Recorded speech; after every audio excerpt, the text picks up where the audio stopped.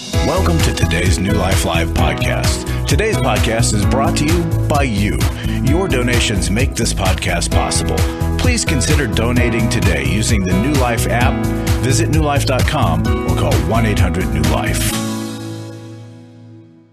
Hi, everybody. Welcome to New Life Live. Steve Arterburn here with Dr. Sheri Denham and Dr. Dave Stoop, and your phone calls. That's the most important thing. Come join us today for New Life Live. Welcome to a classic program from the archives of New Life Live with host and founder of New Life Ministries, Stephen Arterburn. New Life Live is dedicated to transforming lives one at a time thanks to the giving hearts of you, our listeners. Our goal is to provide you with wisdom from God's Word to give you hope and help in life's hardest places. All of our calls for this classic program have already been taken, but if you're hurting and New Life can help, call 1-800-NEW-LIFE. That's 1-800-639-5433. Now here's Steve. Hello there, everybody. Welcome to New Life Live. Steve Arterburn here, Dr. Sheri Denham. Hello. And Dr. Dave Stoop. Greetings. We've been together a lot today, and we're glad you're here with us. You know, one of the things that we do that we're most proud of is the Every Man's Battle Workshop. Some people that go are sex addicts, some are not. Well, I want to ask Dr. Stoop and Dr. Denham, is sexual addiction a real live addiction, like alcohol addiction, heroin addiction, and if so, why? If not, why? Well, I would say yes, it is, and it's based on some of the findings now in the research that shows that the pornography, in particular, has gotten to be so intense that they say that it's no different than having a literal affair. And if that does something to the whole system of the body and to the brain, as Sheri will tell us in a minute, that you don't have a receptor for an alcohol, or a drug, but you have receptors that are craving the excitement and the adrenaline rush and everything else that goes with a sexual addiction. And it's all under your own control and a fantasy. It becomes progressive, and it messes up your life. Those are some of the other indicators. I have some good friends. They're not smart in this area, but they're good friends, and they believe it's just a compulsive disorder.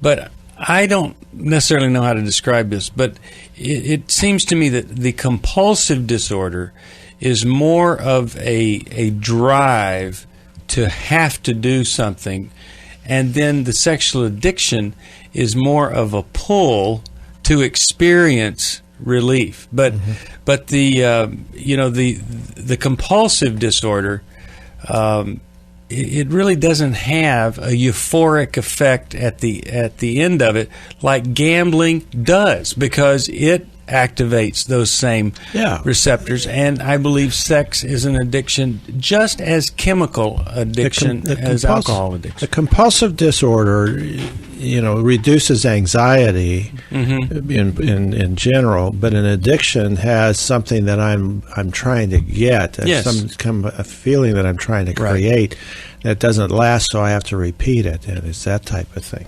What do you think, Sheri? Well, I have had the privilege of looking at some brains of people that have struggled with sexual addiction. And I often have people ask me, so what does a sex addict's brain look like? And I say, there is no blueprint for a sex addict's brain. There's no one brain type, but what I do see in light of the SPECT scans is we often see a couple of areas. One is a low prefrontal cortex, so that boss of the brain or breaks in the brain. There's usually a decreased blood flow in that area of the brain, meaning that I don't have the brakes. I don't have the same kind of brakes that other people have. And then from the internal brain perspective, we often see anxiety or depression that's being masked by the dopamine squirts, as I call them. When you reach out to that pornography, you see it. And then if there is a corresponding orgasm with it, it's actually like going to the medicine closet and getting some morphine out. So there is changes in brain chemistry that happen. And so you need more and more to get a high level of arousal. Mm-hmm. So it's serious. People don't realize that it does change your brain chemistry. Mm-hmm. Yep. All right. That's an addiction. The main thing is, if you have it, you need to call us at 1-800-NEW-LIFE and ask about the Every Man's Battle workshop. We'll be back with phone calls right after this here on New Life Live.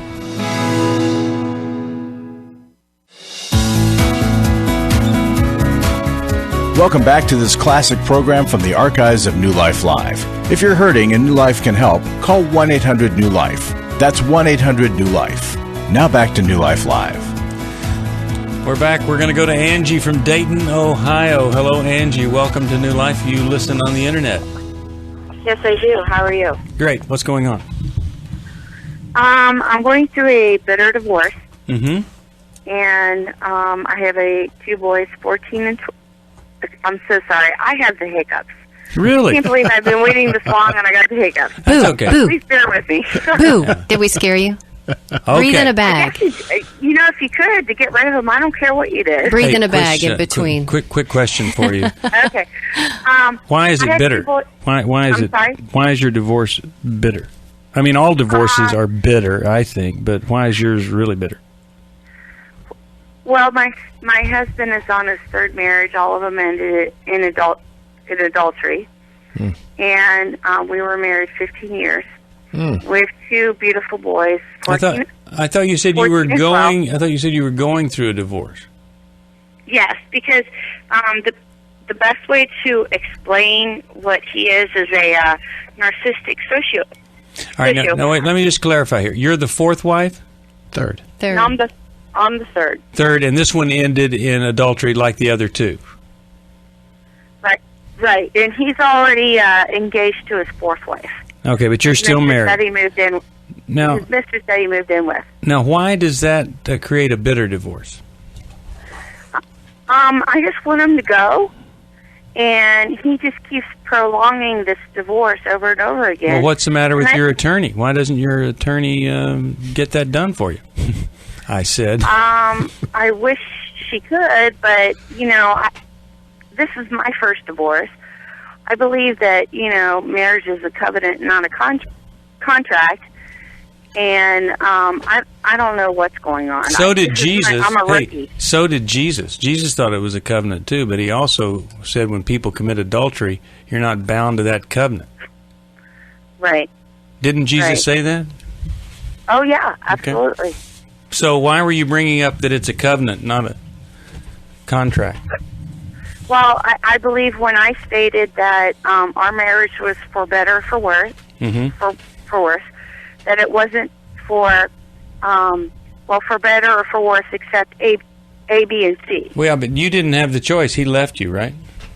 Absolutely. Okay. Did you know about the affairs when you married him, Angie? No, because he lied about it. He said it was an emotional affair. I'm so sorry. And he moved in immediately with his mistress. Okay. So now what's the question for us? Okay. I have a 14-year-old and a 12-year-old. My 14-year-old is definitely trying to manipulate his dad and me during this situation.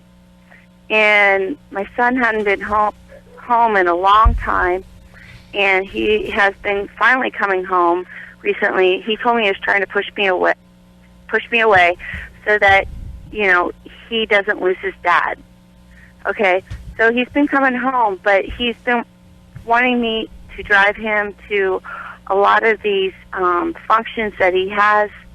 It has to do with police and fire stuff, which is what his dad was involved in and what I'm currently still involved in. Yeah. Oh, I'm so sorry. And so anyways, if I don't do exactly what he wants me to do, then he brings up, well, I'm going to Dad's. And my answer to that is, fine, go to Dad's. I'm not going to beg you to be here. And I bet that draws him to you, huh? I'm sorry? I bet that draws him to you, huh? Well, I don't know. Yeah. I don't know. But he ended up leaving yesterday. Okay. And he went to his aunt and uncle's house, who has totally been enabling his dad. Okay, and so what's the question for us? When do I stop? I don't want to be used by my son. And that's exactly what he's doing. Well, what about this being about your son? What do you mean? Well, rather than I don't want to be used by my son, what if it was I want my son to handle this trauma in healthy ways? I would love that. Because, he's the kid here. Absolutely. He's the innocent victim, him and his brother. Yeah. And the thing is that last Friday, he got in a fight with a kid that he says was bullying him. Mm-hmm. He told his dad 2 or 3 times. His dad never did anything. Well, he instigated this fight, and there has to be consequences to that.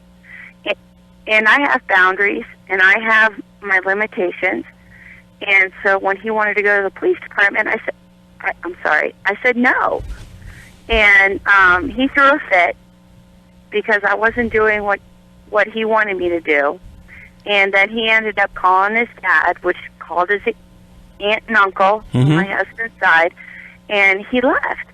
And this has been kind of brewing for the last few months. Mm-hmm. And where he wouldn't come home at all, but he would come home if I did the things that he wanted me to do. Okay. So this is the life of a divorced parent. This is what kids do.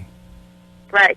And when they do it, you want to try to connect with them and not be manipulated versus disconnect and not be manipulated or controlled by him. Right. And I told him that there's only 2 rules at my house. When you come home, you have to respect me and respect my house. And in part of that, when you're here, expect to go to church on Sunday. Now that's 3. Well, yeah, you're right. It's 3. What is the 12? But that's all. It's not like I'm asking him to get up on my roof and fix some shingles. Okay. Or electrical let's work. hear from Dr. Stoop and Sheri. Angie, what's your 12-year-old doing? How's he handling it? Well, he's the strongest, I think, out of all 4 of us. But last week his dad picked him up on his night because now it's to the point where he doesn't want to go to his dad's. He's told his dad unless he marries her or she moves out, he doesn't want to go up there. And he got a hold of him and brought like 5 biblical scriptures to him and was trying to justify his actions. Like he brought up, well, it says in the Bible that gays should be killed. Should we kill gays? He was bringing stuff like this to the point where my son, when he got dropped off, he was vomiting in the toilet. He was so upset. And I don't understand. So the only thing my youngest son and I have had to grasp onto was the love of Christ. Okay, let's try to give you some help here. Okay. Have you thought about getting some help for these kids and you? Oh, absolutely. I signed my oldest son into psychiatric hospital for the 2nd time because but what about the 3 of you getting some help together with a counselor? My ex won't do that. No. The 3 of you is not. The 12-year-old, the 14-year-old, and you. I haven't thought about that. Well, that seems like to me that you guys really need a third party there to help you adjust to the reality, connect with each other through it, and hear each other and understand. Man, you're throwing out some pretty amazing stuff. You got a 12-year-old throwing up, and you got a 14-year-old who attempted suicide. Twice. That has also gained about 50 pounds in the last year as well. Oh, you've got to get somebody to work with you. But here's the problem. One of the kids have their counselor. But here's the problem. You're asking us about him manipulating you when he's tried to commit suicide twice and he's gained 50 pounds. And you've got a 12-year-old throwing up. I'm just saying, I think there may be a lack of focus on these kids, and they're making sure they get noticed here. Yeah, it's right. Angie, you just said that each one of the kids has their counselors, but nobody right now is doing any family counseling. No. That's a big... that is really a piece that's missing. Mm-hmm. It is. And my ex does not believe that depression is a medical condition. That's irrelevant, Angie. I don't care. I don't care how bad your ex is. I don't care what your ex thinks. I don't care how bad he is. I think that your sons need some help in connecting with their mom, and especially if you're the healthiest one of the two. Here's what's happening, Angie. You had a 4-person dual-parent family that is disintegrated, and it's in the process now of disintegrating even more. But in divorce, you have to establish a single-parent family for you and your boys, and it's too chaotic for you to do that. You've got to get with a counselor who will work with you as a family, the unit, the three of you and your 2 boys, to help you establish the sense of family, because that's what they need. That's going to give them their security, and it's going to give them, what they need so that he's not going to gain any more weight or try to commit suicide again. So somehow that's your first step, and you look at it as. Well, the problem is that I don't mean to interrupt, but my ex has the custodial guardianship of my oldest son, and I have the custodial guardianship of my youngest son. Well, and I doubt that he's going to prevent you from getting counseling for your son. No, he will. How did that get set up? He has. I mean, how did that get set up? That's just strange. I'm sorry. When he was discharged the second time, my oldest son, from suicidal and homicidal towards his dad ideology, I started a new job, and he went down there and signed my oldest son out, saying that he didn't need to be down there. And then since then, the hospital recommended that my oldest son get weekly counseling, and he hasn't even made 50% of his, counseling appointments. Well, it's a very difficult situation. Yeah, really. It's a very difficult situation. But I think we've encouraged you to do something that really needs to be done, and maybe you need to go down there and you need to tell these people. We have to have family counseling. Yeah, they've got to have something. Hopeless. Yeah. Because think about it. Both boys are feeling split right now. The legal system has said, okay, you go with dad, you go with mom. There's going to be animosity just in that division. And there needs to be something to bring that family together. And so family counseling with a strong, licensed counselor is what you need. And the family we're talking about is the single-parent family. Correct. You, Angie, and your 2 boys, not your ex. He's not a part of that anymore. Well, this is just another one of those things that often happens in divorce. The kids pay the price. Yeah. And that's why we encourage people, no matter what, to try to make it work, especially when there are kids involved. Don't just try harder on your own, but get some help. Try to pull the thing back together. You won't regret that. You also won't regret if you join us for the Every Man's Battle workshop. It's going to be a great time, and a lot of men are going to be there, and their lives are going to be different. After that weekend, they will be launching on a journey toward sexual integrity and sexual purity. And come join them, and you do that by calling 1-800-NEW-LIFE. All right, let's talk with Christy from Seattle, Washington. Hello, Christy. Welcome to New Life Live. You listen on KGNW. Yes, I do. Okay. How could we help? Hi. My basic question is, how do I go about asking for financial assistance from my Christian friends? Okay. Why do you need it? Because I will probably be out of money by February. I've been semi-employed for 2.5 years. I have no debt. I have perfect credit. My mortgage is up to date for now. I've tithed all my life, but I see the bottom, and conservatives or Christians tend to be conservatives. Conservatives tend to say you shouldn't rely on the government, and I feel like, I need help, and how do I ask them for that help? And I also kind of need to know, who do I ask? Okay, how will you pay that back? I can pay it back if they want it paid back when I get a job. I've been looking for work for 2.5 years. So you've been out of work for 2.5 years, Christy? I've been semi-employed. Okay. And you've got a contract job for 6 months. You've got a big mortgage payment, huh? What's that? You've got a big mortgage payment, huh? Well, it's not bad, and my home is actually not, reversed, or however they say. Upside down. Yes, But you've got more expenses than you have money coming in. Yes. And so at this point, you're asking the question, what do I keep on board and what do I throw overboard? But I hear you asking, how do I have friends help me keep the boat afloat? And you may have to let some things go. Oh, name it. I mean, We'll talk more right after this.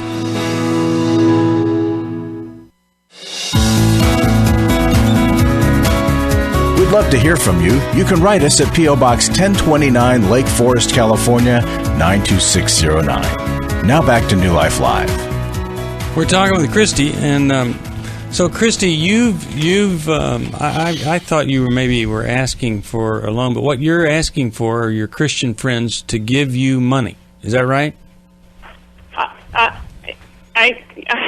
asking for financial assistance. If they want to give me the money, I can take the money. If they want to lend me the money, I can pay them back, although I don't like owing people anything. But, I just need help. Yeah. And why do you think it is that you haven't been able to get a job? Could be the recession. Sure. Yeah, you're not alone in that, Christy. So many people have been hit with this. And the most difficult thing is exactly what you're saying today, is you feel desperate. Like, I've just got to start asking for everyone to come and help me because I'm trying to keep my boat afloat. And some of the most painful decisions are made right now and right here in your lives where you have to start going. Sometimes it is giving up. Sometimes it's having to let go of some of the things that you're holding on to because you just haven't been able to find a job that can help support it. Do you know what I'm saying? So it might mean letting things go, getting some financial counsel right now. Because to ask your friends to financially support you right now is kind of just a Band-Aid until you get a job. Correct. You know what I'm saying? And you're trying to put a Band-Aid on a bleeding limb. It's been bleeding for a while, for 2.5 years. Yep. And so you may need to make some hard decisions. Have you called your bank, seeing if they can kind of work something out on the loan for your house? And if... Yeah, not that you really need specifics, but because I've been unemployed, no one's going to loan me anything. No one's going to... I'm pretty much stuck. In order to get my loan modified, I have to have a positive budget and be behind in my mortgage. But I am not behind in my mortgage, and I have a negative budget. But if you don't have help from your friends, you will be behind. Yes. Okay. And all I'm saying, darling, is that may happen. And what are you doing to deal with the emotions that are wrapped around that? Because that may happen. You may lose your home. Okay. And that's a potential reality. I've sat with a number of people over the last couple of years who've been in your exact shoes, and some of them have lost their homes.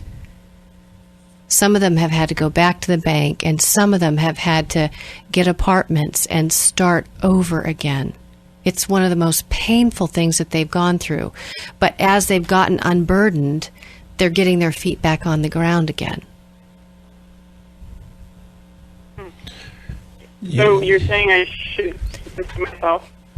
Well, I'm saying going to your Christian friends asking for help, really, you have to be realistic with yourself and saying, is it going to help for me to get $50 from this person, $100 from this person? How long is that going to last? And will I have credibility if I haven't eliminated every expense from my budget?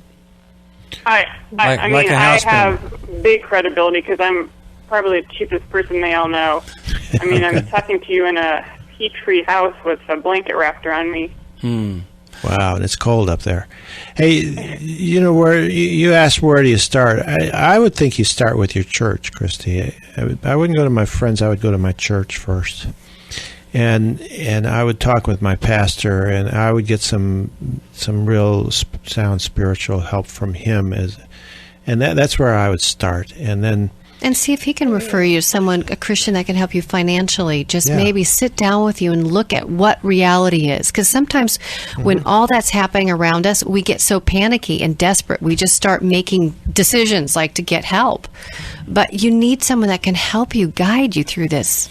time. Yeah. So that's where I'd begin, and then Sorry for what you're going through. Yeah. Oh. It is common and Painful. The commonality doesn't make it any less painful, unfortunately. No. boy, it's so humiliating when you have to ask for help. I've had to ask for help in my life. It's not fun, and and especially if you're asking a friend and you're really putting them in a very difficult place to be, unless they're just full of money or excess and they're delighted to be of help. It really does strain a relationship, though, in most cases, I think. Mm-hmm. Yeah. I think the hardest part is just letting things happen, getting wise counsel, but at some point you may have to make those choices. And it's been painful. You may not have any choice. And the big issue of entitlement, if you go to them and you feel entitled to them to give you support, it may not go well. Mm-mm. Well, and sometimes, she sounds really responsible. Yes, she is. She is super responsible. Got a great credit report, pays all her bills on time, right. Is very frugal in how she spends.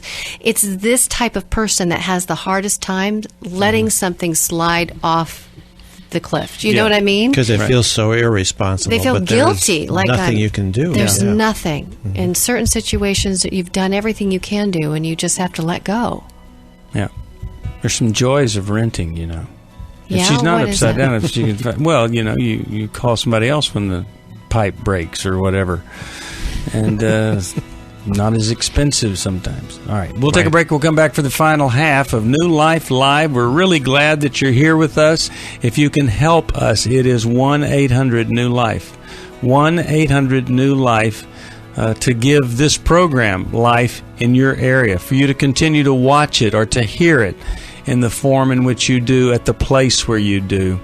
We need your help. And I'll tell you, we're like her. We're wrapped in blankets around here. All right, we'll take a break. Come right back after this.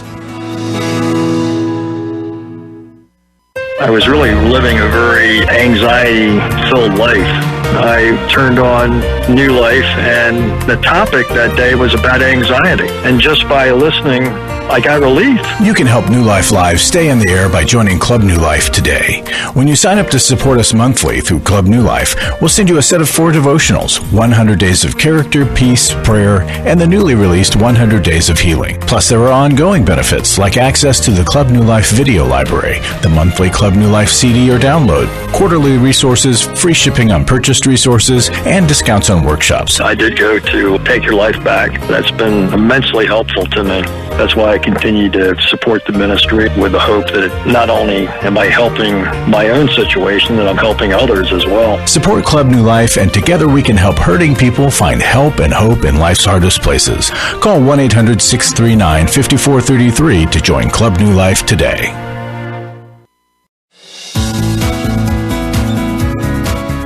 Welcome back to this classic program from the archives of New Life Live. If you're hurting and New Life can help, call 1-800-NEW-LIFE. That's 1-800-NEW-LIFE. Now back to New Life Live. We're back.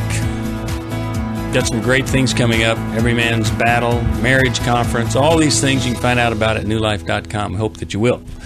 All right, let's talk with Alfred. Alfred, calling from Tucson, Arizona, listens on KGMS. Hello, Alfred.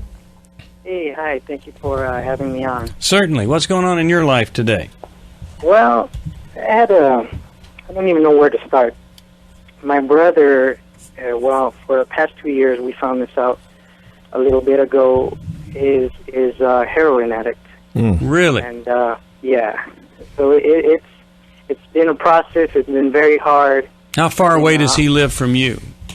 Well, actually, he was living with me until about a month or 2 months ago when I'm pretty sure he relapsed and he just kind of left thinking that he could do well by himself. Okay.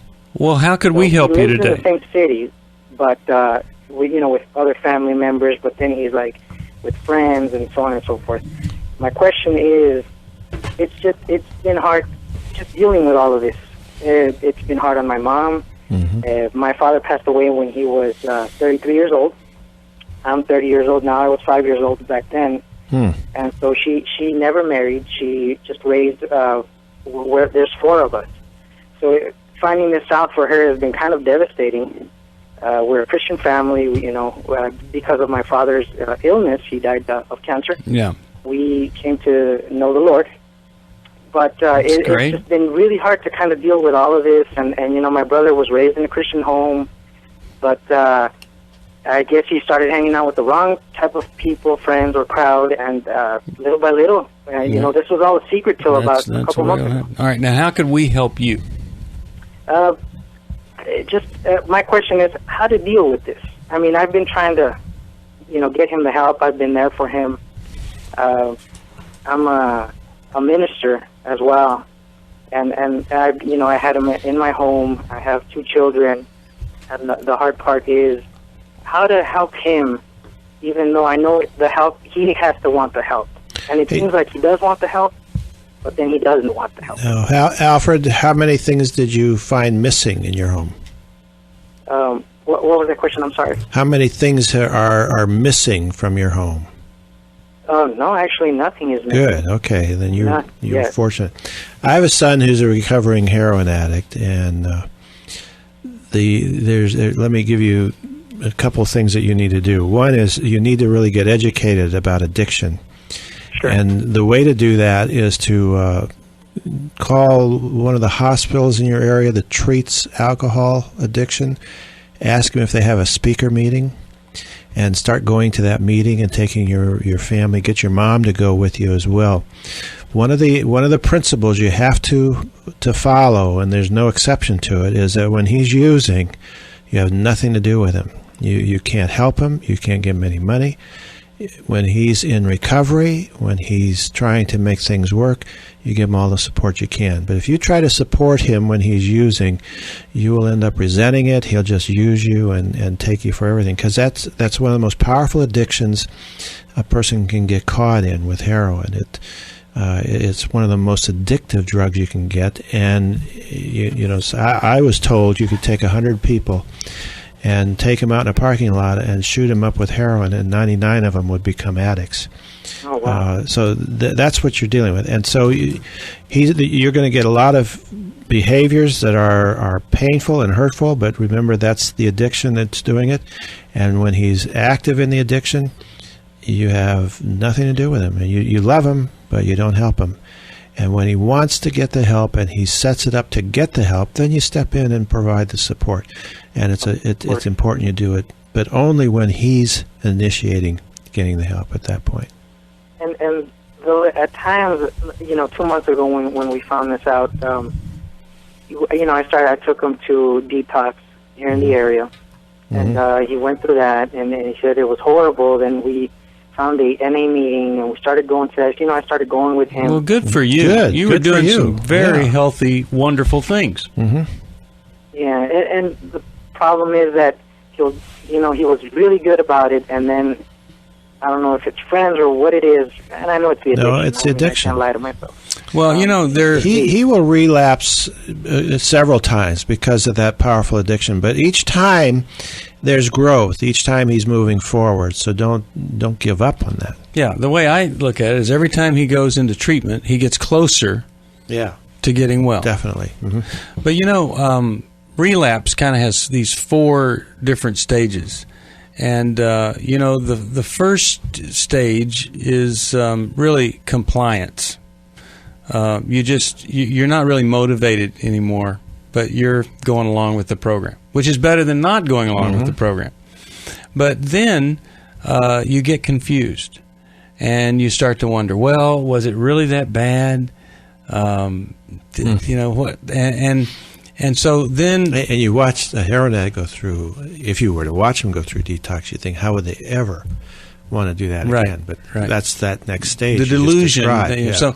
So you get confused, and then you start to compromise. You start going back to that friend you knew. You start going back to that place, and just not going to go to that meeting this afternoon. And then the big catastrophe. So it isn't like a guy wakes up and says, I'm going to start using today. There's a process. And if you can intervene when you see them not go to that one meeting and have the perfect excuse to not go, you intervene and you say, you're relapsing. By making anything more important than going to that meeting, you are in relapse, and you need to stop it before the big C happens. All right. Glad you called. I'm going to send you a Life Recovery Bible to give to your friend. Your brother. I mean, your brother. Give it to his brother when he gets into recovery. Yeah, right. But he reads it as part of understanding it. Well, I love it that he said he went to the meeting. Oh, that's great. If we could just get more people to say, okay, I'm going to help this person. I'm going to go to the meeting with them. I'm going to find the meeting, go to the meeting. And you know the thing about they have to want it. Well, you know, I don't necessarily you may agree. wait a long time for that to happen with some people. That many times they go because it's the lesser of two evils. Or if I go this way, I have nothing to eat. If I go here, but at least I'm exposed to healing things, and I'm in a safe environment. And you know, you can. They say you can't lead a horse to water, but you can make him thirsty. And that's what is. You try to make the person thirsty for recovery. All right. If you are in need of help, we can help you in the area of addiction, whatever it is. Just call us at 1-800-NEW-LIFE. That's why we're here, is to help Christians and non-Christians with addiction problems. We really do believe there's a spiritual solution. If you talk to anybody who's been involved in a 12-step program, they'll say, hey, it's a spiritual program. And what that program does, it builds character in us, helps us face the reality of who we are, the people that we've hurt. It holds us accountable, and it gives us the path to making restitution, making it right with people, and then moving on to actually carrying the message to other folks. It's a wonderful path to get on, and it really does build character. So if you want to know about that and what we can do to help you, the number is 1-800-NEW-LIFE, and just call us, and we'll do whatever we can to help you with the addiction. We started talking about sexual addiction and whether or not that is a real addiction. I really believe gambling is one of those. If you ever see a gambling addict, it is amazing how much a gambling addict will lose before seeking help. I taught a class at Fuller on addictions, and we had a film that somebody suggested we get. I think it was Owen Meany, and it was on gambling addiction. And the guy was taking money from his bank that he worked for and losing it. And finally he went, and he had enough winnings that he could have paid that all back. But he kept going, going. He could not and would not stop. Yeah, and you see that. I was just, to interrupt, but they keep going over and over again. Oftentimes, it made me remember one of the parts of the brain is the cingulate gyrus, which is the gear shifter of the brain. There's a compulsive. It's the same kind of area of the brain if someone struggles with OCD, obsessive compulsive disorder, or just obsess. And we also see it a lot in addictions. Yeah, there's an obsession in addictions. And so they just need to be treated. A lot of times underneath the addicted brain is a brain that's struggling and needs help. And that's why the relapse happens. People use because they're just trying to feel better. And that's why to make the goal stopping is like telling Lady Macbeth, hey, quit wringing your hands and you won't feel guilty anymore. No, there's guilt there. And you have to deal with the underlying issue that brain chemistry. That's what recovery is all about. Doing that. If you don't deal with that, then you've essentially stopped doing something that's destructive, which is a great idea, but how many people do we know talk about living with someone that's more miserable now that they've stopped because they haven't started the recovery? All right, we'll take a break. We'll come back for our final segment here of New Life Live right after this. 1-800-NEW-LIFE if you need some help.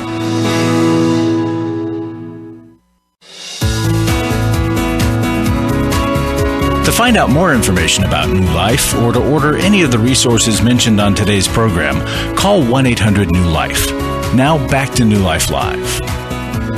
We're back. Steve Arterburn here with Dr. Sheri Denham and Dr. Dave Stoop. Oh, what's their name? My friends. Yeah, this is my final 10 minutes after 6 hours of being in the studio today. Forgive me, but we've got Elaine on the line from Noblesville, Indiana, actually kind of close to where I live. WQME is the station. Hello there. Hi. How could we help you today? Well, first, thank you for taking my call, and Sure. you guys are awesome. Thank you. You're welcome. And my question is about getting over the loss of your mom and sister, and how. It's hard. Yeah, it So is. hard. And I lost my mom 10 years ago, and my sister last year. And it's like I struggle with.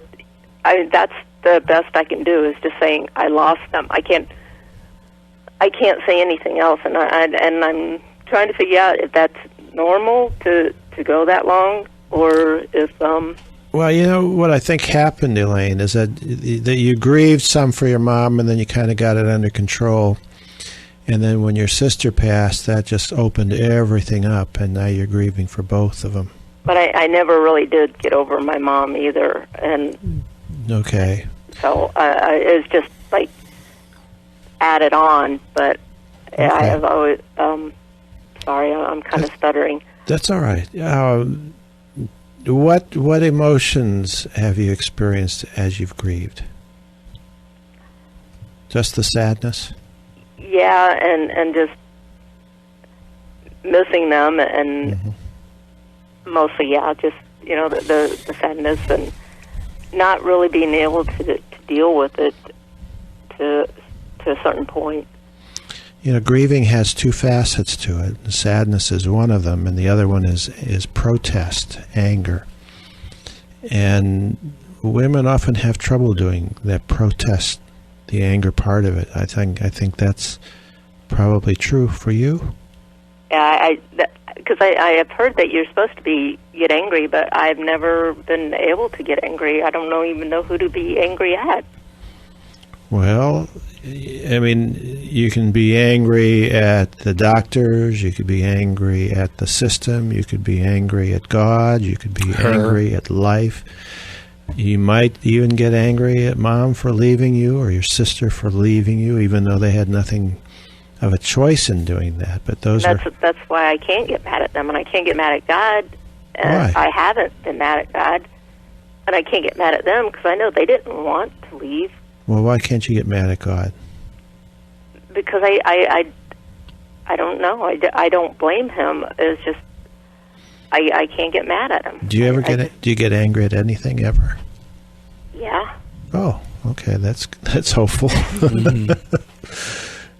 Yeah. I don't stay angry, but I get angry, but I don't stay angry. See, if you think of it as protest, don't you want to protest the loss of your mom, the loss of your sister? Don't you want to protest it with God and say why? Does that ever kind of cross your mind?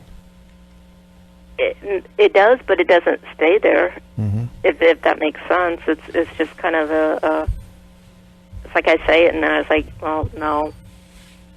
Okay, I wish you could stay with it, because I think that's what's missing, is that you can't stay with it, and so you can't finish the grieving because you can't do that other facet of it. It's almost like a hot potato. Yeah. As a kid, we had that game where you throw the hot potato around and like it's wound up, and you don't want it to go off when you're holding it. But it sounds like you're picking up on that, Dave. Elaine, what he's pointing out to is that that you have a hard time just sitting in the feelings that go along with grief. So what does it do? It keeps you attached to the person who's gone and separates you from the people that are here. Yeah. And so you feel very alone and very sad for a long time. Even a decade. Does that make sense, Elaine? It does. Yeah. Where do you go that you could even bring out these emotions for a period of time, just out of, just to sit with them for 20, 30 minutes with somebody else? Where could you go for that? I don't. I don't let myself stay there either. Like when I start going there, I talk myself out of staying there. And what's the outcome? What happens in your life because of that? Are you dealing with depression? No, I don't think so. But you're isolated. To a point, yes. Mm-hmm. It sounds to me like you have some grief that's unresolved, like Dave was talking about, but it sounds to me like you have something else that's going on too, is that it sounds like you're disconnected emotionally. Would you say that's true? To some degree, I think so. I mean, I'm close to my family. They don't know I'm still dealing with this, but I'm... And that's precisely my point. Wow. They don't know. You're really trying to deal with this all alone. And do you know what? Grief is meant to be dealt with another. If we don't feel that someone can actually experience the tears and the loss, like part of grief is done in community. Mm-hmm. Because if I'm sad and I am angry or whatever, and I do that in isolation, it's just like me and me and me. There's not resolution. But if I see the compassion on somebody else's face and somebody else can comfort me, it's like you're trying to comfort yourself from something that you need to be comforted for. You need comfort. You need to be comforted. That means other people. That's how God does his comforting, is through other people. You know, when in the Old Testament, when King Saul and Jonathan died, David does a lament for Jonathan. I think it's in 2 Kings, about the 4th chapter. And the purpose of it was to lead the people of Israel in their grief. Mm-hmm. Mm-hmm. His grieving was done in public to lead the people in grieving for their king and for the prince that had just died in battle.